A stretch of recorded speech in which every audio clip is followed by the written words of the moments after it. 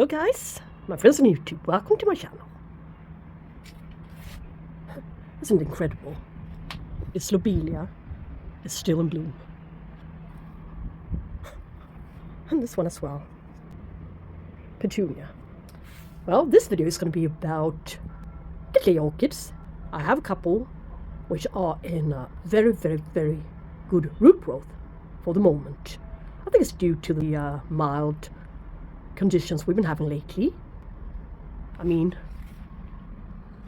12 degrees Celsius at night time. It's November. Can you believe it, guys? Under normal circumstances, we guys up here could expect snow right now. So it's quite unusual. Huh? Mother Nature doesn't really know what to do with it. So I thought I'd grab the opportunity to repot a few of them, which are obviously growing out of the pot or shall be growing out of the pot. A couple of emergency repots. That's what we're going to do today. And I'm also going to give you an update on my Cattleya Dowiana Rosita. The horror story. So you know how she's doing. And take a good look at my amaryllis. Once I want it to be in bud, or preferably in bloom come Christmas. They are in active, full growth now. Trying to get the leaves as plump as possible before the resting period. But to be honest, their original blooming season is during the summertime. So they've been forced to bloom during Christmas and the winter period. So these guys bloomed in my basement, in my storage down there. So I couldn't enjoy the beautiful flowers, not at all. This time I'm going to be wiser. So I guess that's why many of my Cattleya orchids, especially the cattleyas, are in active full root growth now. Unfortunately, that doesn't mean that they will soon start to create buds. As for the vandas, was watering day today. I realized my white vanda with a blasted spike due to thrips this summer is now creating a spike. Well, it doesn't have any strange markings around it, dark markings. So obviously no thrips this time, but as soon as you see roots on a vanda forming, old roots coming into life again, that's when you can start looking for spikes. There's a good chance that there are spikes developing. Sometimes multiple spikes, sometimes only one. But one is better than none. In this case, root growth and a spike. This vanda, crown fox, golden dawn. So, but they work very differently. Cattleya orchids versus vandas. Here we have a lovely a Cattleya orchid that creates one of the best looking flowers of them all. All we're missing here is a sheath, but it's the CM white the best. It was a Christmas winter bloomer, so well, maybe I shouldn't expect much from that one. Here we have another beauty. I've never seen it in such a good growing stage. BC Cattleya Keowee Galaxy. Well, it's a little bit late now to repot it. These guys will probably break and or die off. So these three guys need to stay on the outside if I would like to keep them alive. Yes, I want them to stay alive. But well, we do have a couple of others which seems to have gone down there. So maybe we're going to bring this orchid into the kitchen area and work with it as well. Here's this beautiful orchid. I'm not sure if you watch my short 3-minute long short video YouTube's new ID for us creators. Cattleya Emo Sosa Mickey Mouse from Karin. What do I say? What do I always say about the Karin orchids? Roots down there. It's been watering day to day, so that's when I came up with the idea to make this video. Yes, it's a beautiful little orchid. It's been out for quite a long time. Yeah, a couple of weeks. It seem to be, the petals are a little bit more curled backwards, but that's just about it. It's happened. And this Cattleya, aiming for the bin many times. Cattleya, why not? But not anymore.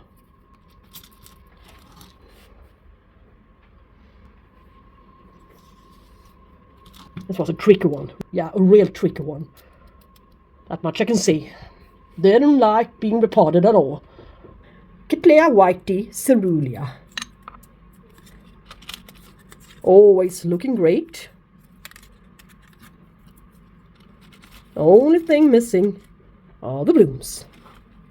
Grading sheath all of the times. Nothing wrong with that. Very nice.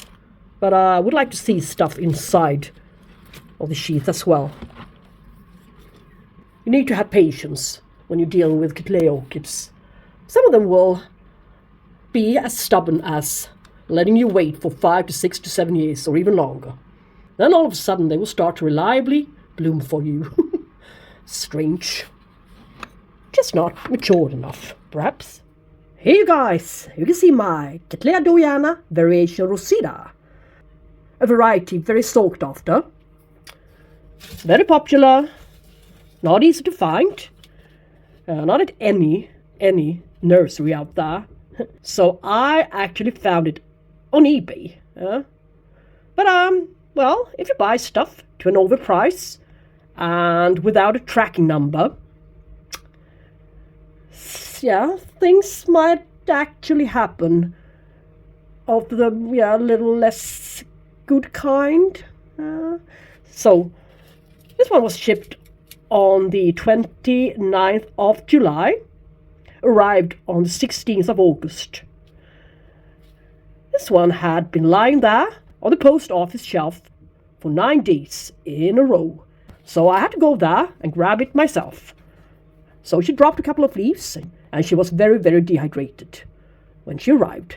So here's the pop-up of what the video cover looked like. And now we're going to take a closer look at the plant itself. What it's been up to ever since? Well, it's been creating one long root, which stopped growing as it hit the side of the clay pot. Oh yeah, that oftentimes happens. But just the other day I saw this little new growth. And that growth is purple in appearance. So if there's life, there is hope. And a little new root obviously hydrated the plant well enough. But anyways, it's growing. Would take a couple of years to make it a good plant again, but we're getting there. So it wasn't all in vain after all, with this Rosita horror story. Oh man, was I nervous. Yeah, I was almost shaking whilst I was opening the box. Yeah. Now, we have this little PC Keowee Galaxy. Do you know, guys, for how many years I've had this orchid? And you know, guys, what it's been put through ever since I got it. You can tell her leaves are very, very tatty. Burning marks, insect marks, sucking insects, thrips, spider mites. She's had it all. Been through it all. She even had scale for a while. But on further thoughts, I just discovered by reading my notes that this orchid hasn't been repotted for 2 years and 4 months. So it's high time. Anyways, and as I was watering day to day, I think that she will, saturated as she is, come out kind of sort of easily from this clay pot without any breakage. So I think I'm going to make a proper repotting on her, and it's in a very, very good growing stage for the moment. Although I will need to leave these guys on the surface. But she's got a couple of more which aren't on the surface, so she will be repotted. Gonna wash her off. I think we're gonna use the old pot. If we're able, that is. I'm not gonna break any new roots down there. That's not my intention, really.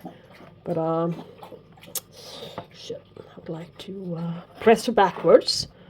And at the same time, it's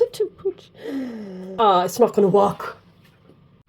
So, the solution is, I borrowed an overpotted Cattleya orchids clay pot and switched. So, I'm not going to go into which Cattleya. That has to be sitting in a smaller pot from now on. Cleaned her off as good as I could. Some pieces are stuck. I don't need to remove them.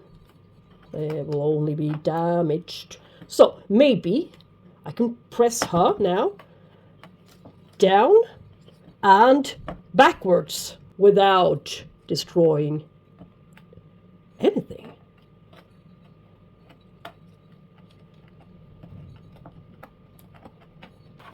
And I have my little mix, my regular Cattleya mix. Bet you guys seen it before.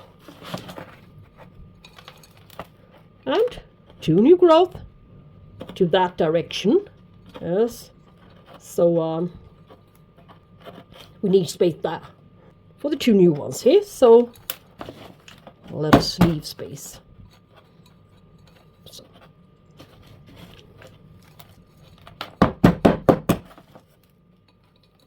Now at least a few roots will go down there. Have a chance to go down there into the medium instead of out from the medium. And burn to the sides of the clay pot, as they will, as they dry out too severely. Give them a little bit of spag, but I don't think it helps all that much. You can try to make them not cling on to the rim here. Maybe. It's just a stupid attempt. And a top layer of coconut tusk fibre, as you had before. Seem to like it a lot, so why not? Looks tidy. Yeah, quite lovely. We have this monster of Cattleya orchid. I've been trying to do my very best to kill her in any way possible, obviously. In semi-hydro, dividing her. She had thrips, she had scale, yeah, you name it. But she did bloom for me a few years ago. 3 lovely flowers. And she bloomed this summer. 2 of the buds blasted, unfortunately, but 1 made it, and it was open for a good 3 weeks, so in return. This growth, on the other hand, won't create anything. I don't think so. But that one was strong enough to do so. But what concerns me about this orchid today is that now she's in growing stage. She's growing out of the pot in every way. New roots are forming. There. Yes. And I won't make the same mistake as I did for my Keowee Galaxy to postpone the repot and make the roots very, very fragile and long and brittle. No way. Either I need to divide her, and that one won't happen again. Not as long as I live, for this orchid. So, and there's not very much room left to the backside, so only 2 centimeters. And there's a little thingy here, so it will stop anyway. So there's no room left for this orchid inside this pot. This pot needs to be upgraded. That's why I am now soaking a couple of clay pots. They've been there for 8 hours, approximately. This is the only size clay pot that I got that's actually larger. So she can stay there for quite some time, if lucky. It's not higher, it's only wider, which means that I do not need to make this pot a far too large pot. I can make it lower. Yes? So I need to soak this orchid so I will be able to separate the roots from the sides of the clay pot properly. Soaking time for her for a while. Yeah. Important that I should get soaked all the way to the rim. And that's where the crucial part is. It needs to get a whole lot here of the new roots and stuff out in one piece. So that's my idea. Got it in September 20. So a little bit more than 4 years ago. Let's see if I can grab her without any disturbing anything or destroying. What do I have here? Hey, is it actually 2 pieces?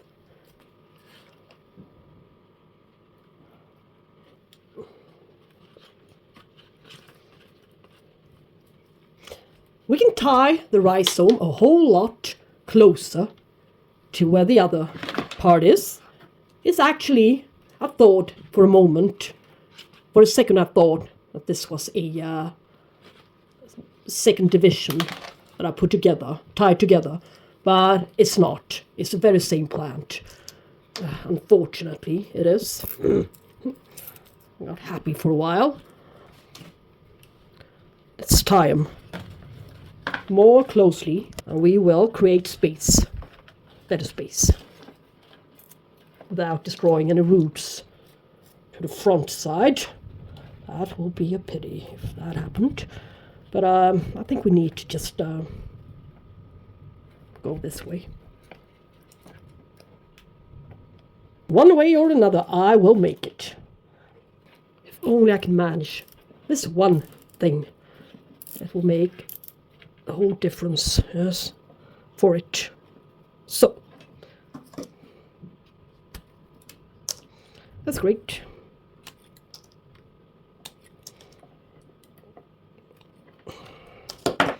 That's great now. Yeah, it's a more slim plant, and I didn't destroy any of the new roots there, so the roots are still there, live root tips. That is not a bad pot. We can hold her for perhaps 2 more years. And I won't make this a big pot. All we need right now is a bit of medium. Then we're good to go. So, I mixed together this lovely medium. Again. So, see now. Is there anything dead?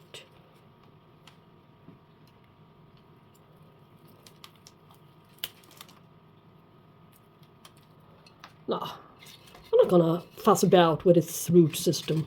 When I finally, after all this time, got this gal going again, I'm not gonna do it. No way. Not all that bad, is it? It wasn't so long ago I repotted her, to be honest. So, and it's quite a fluffy medium. Still, it is. So she won't be suffocating in there into this far too water tempting one. It's not a good idea. So let's just do it this way. A lot of perlite. It's my motto. I love perlite. Yes. And we might need to bury a bit of the pseudobulbs, but that's just simply life.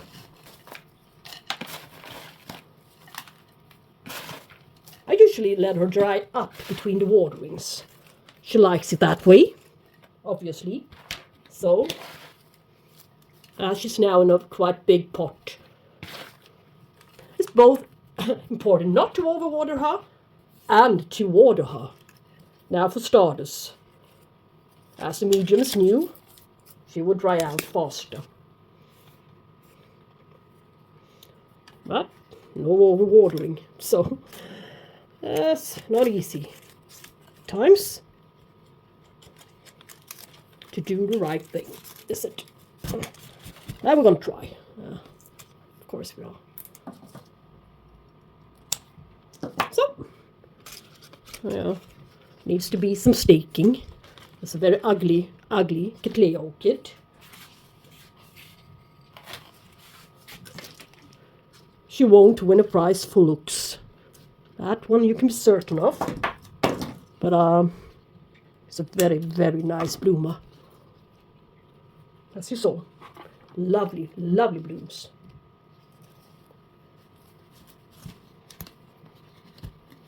Let us see how she handles it. Yes. Will probably be all right. I can stake her up later on.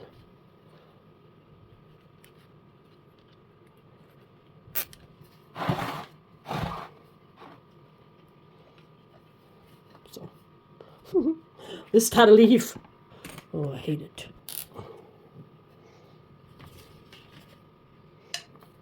So, she's a bit more narrow, looking better, and some space for another new growth. So, here's how it's eventually turned out.